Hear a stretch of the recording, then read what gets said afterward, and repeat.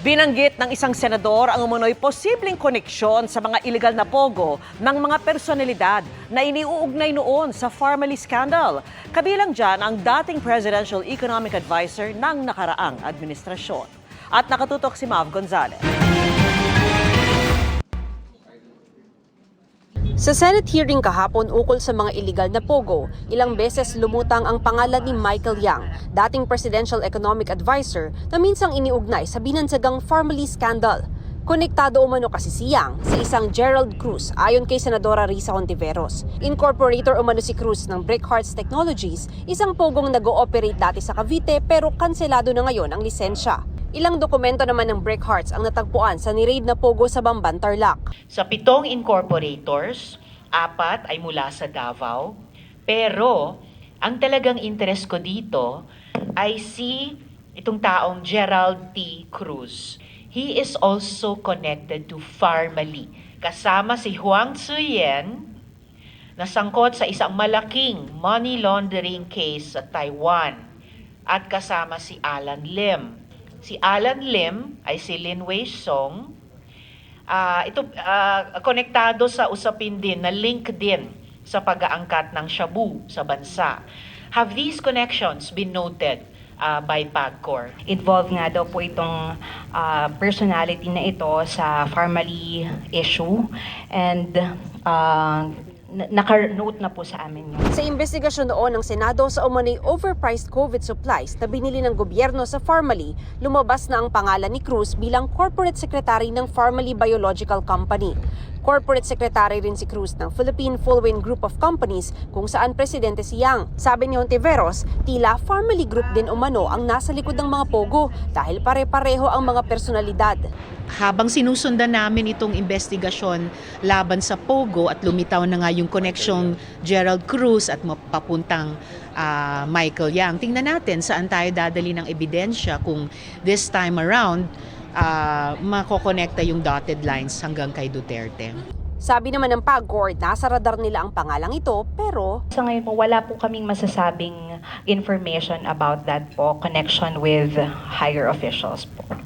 nadawit ulit ang pangalan ni Yang nang humarap si Jessa Mendoza, biktima ng identity theft na nilagay bilang direktor o incorporator ng iba't ibang kumpanya kabilang ang Yangtze River Group ni Yang.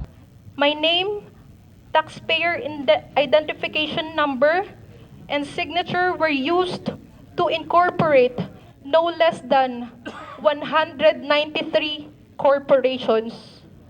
Of the said number, more than half, or around 102, have foreign-sounding names.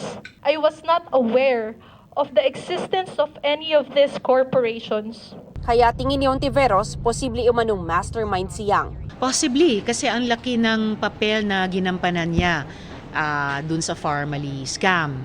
At kung parehong Pharmaly Group ay nandito rin pala sa Pogo, so posible, malaki din ang papel niya dito. Pero mariing itinanggi ni Yang ang pagkakasangkot sa Pogo. Kung may ebidensya aniya laban sa kanya, ay dapat ilabas ito sa pagdinig.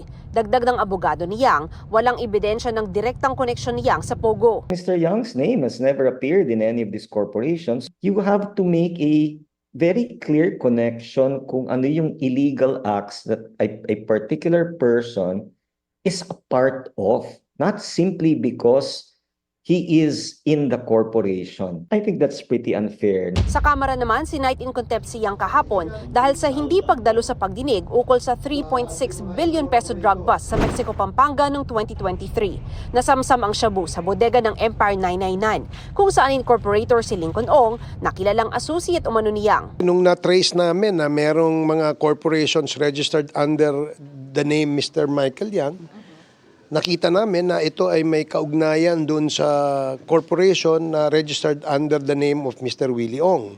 Now, if you remember, several years ago, there was a report from Colonel Acerto that he is involved in drug smuggling in Davao. Iniutos ni Barbers ang 30-day detention para kay Yang sa Bikutan Jail sa Taguig City. Pero base sa record ng gobyerno, umalis ng Manila pa Dubai si Yang noong May 12. Humingi ng dispensa si Yang sa hindi pagdalo dahil may mahalagang negosyo umano sa Dubai. Hindi naman daw kailangan ng presensya niya sa kamera na para lang ipahiya siya.